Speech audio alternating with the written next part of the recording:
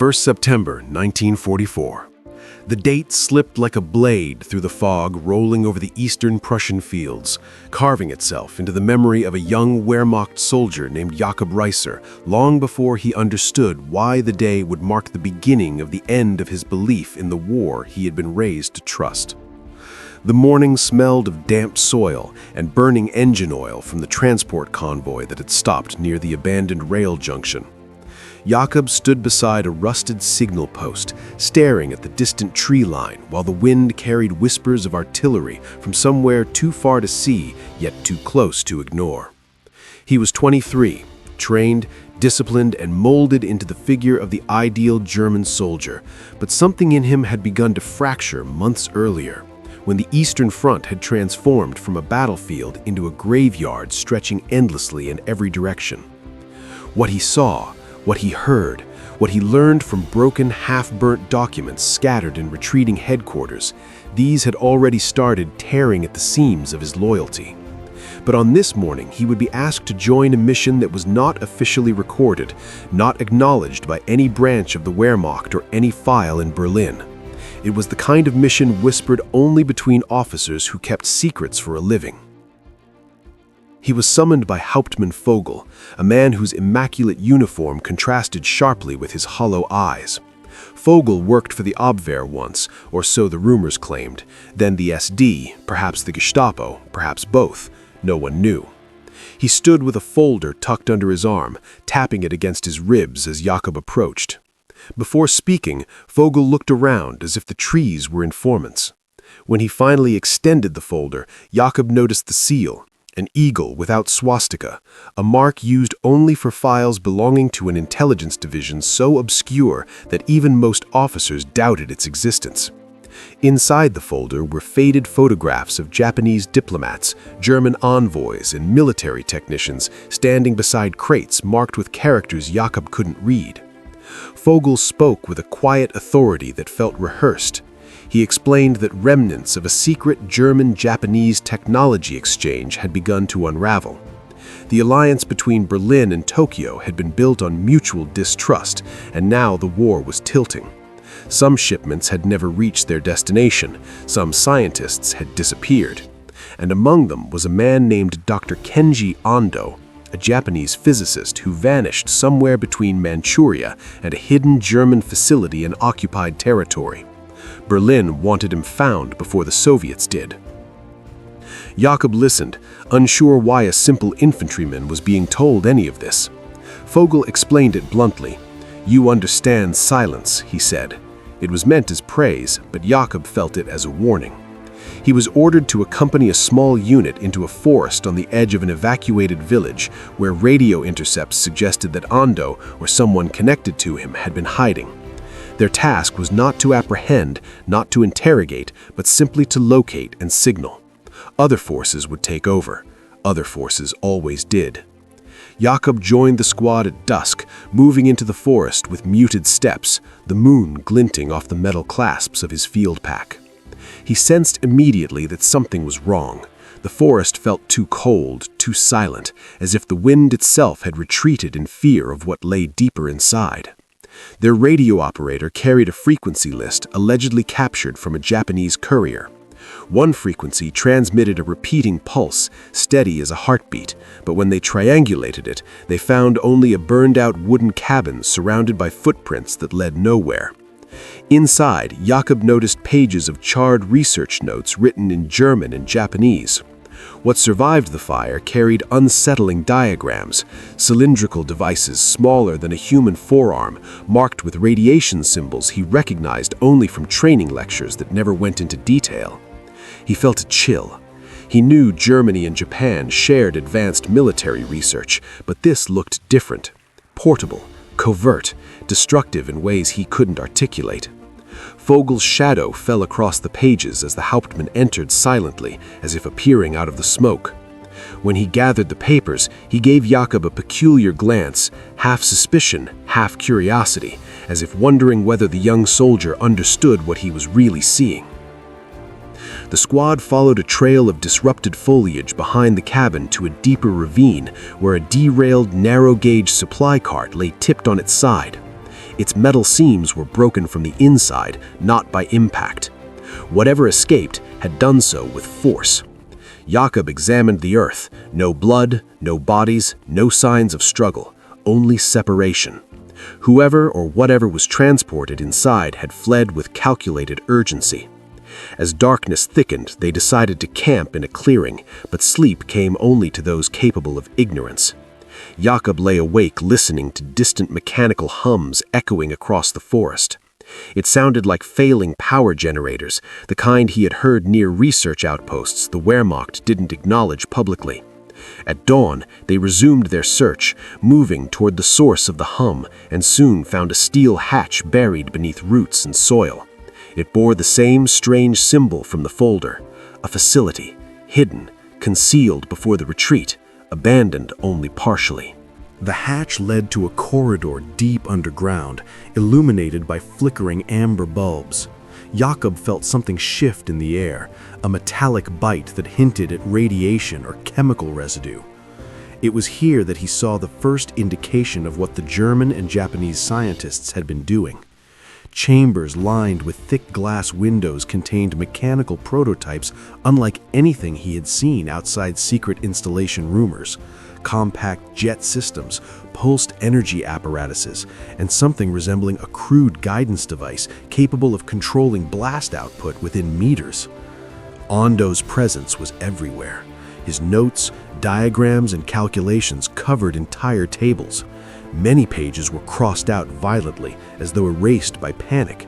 Others were rewritten in German, perhaps by a translator who had abandoned the project halfway. A body lay slumped beside a central control board, skin pale, veins darkened like ink.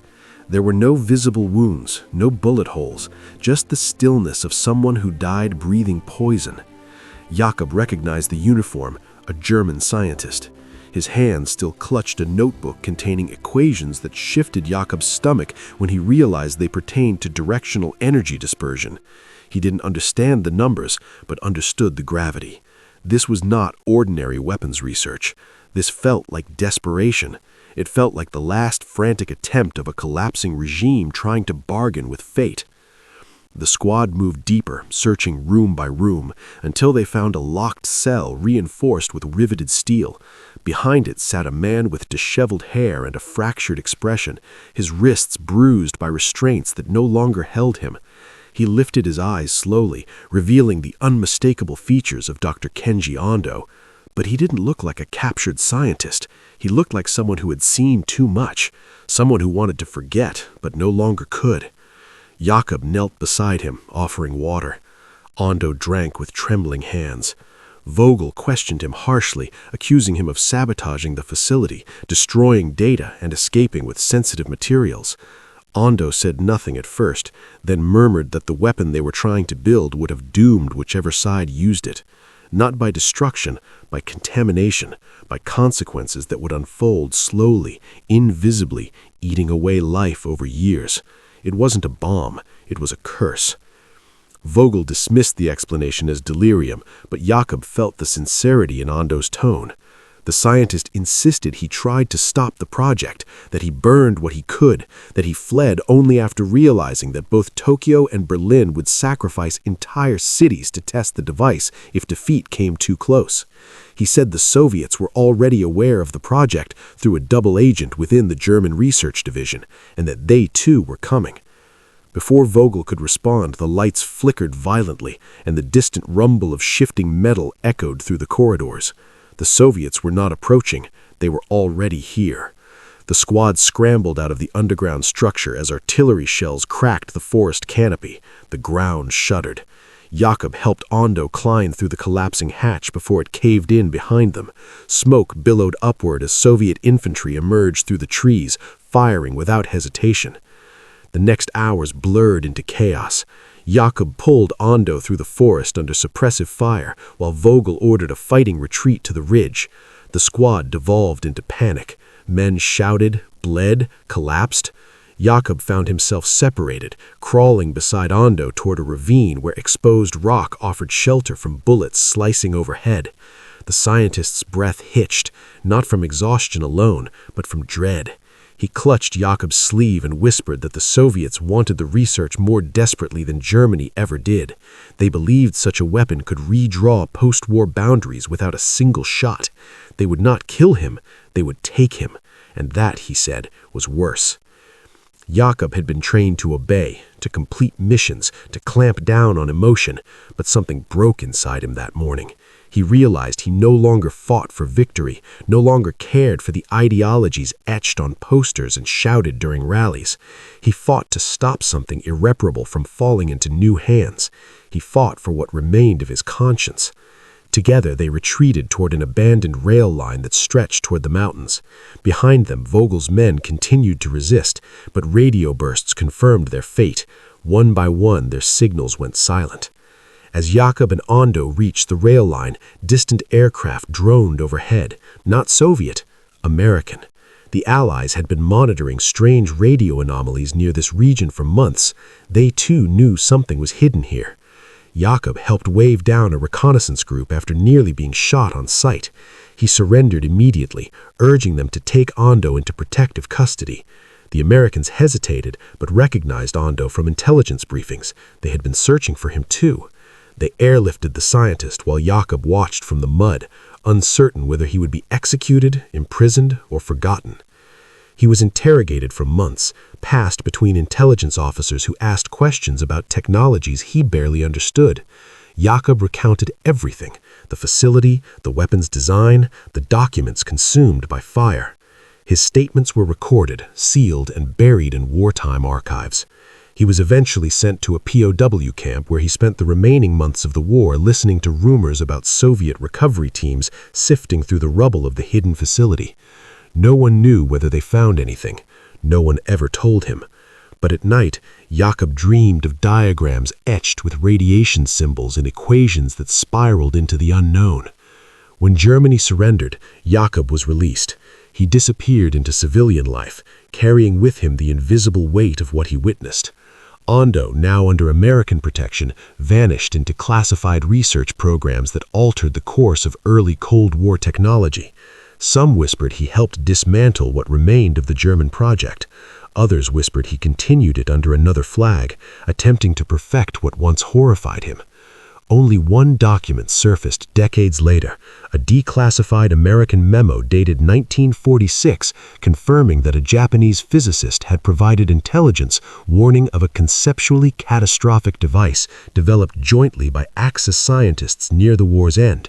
The memo ended abruptly, redacted into silence. Jakob never learned the truth.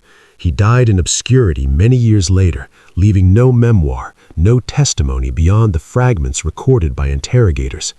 But the forest where Jakob found Ando remained cordoned off throughout the Cold War, marked on maps only as restricted military forestry. Locals claimed they heard humming beneath the soil on quiet nights, like a machine stirring from sleep. Radiation tests showed nothing conclusive.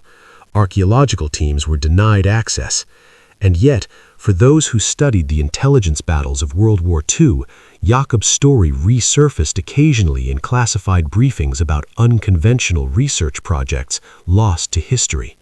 Projects carried out by men chasing power in desperation. Projects dismantled by men like Jakob, who chose conscience over obedience. Projects that might still exist in shadows deeper than archives can reach. And somewhere in the sealed vaults of multiple nations, both friend and former enemy, pieces of Ando's destroyed diagrams still rest, half burned, half translated, half understood, holding secrets born from a war that devoured reason long before it ended.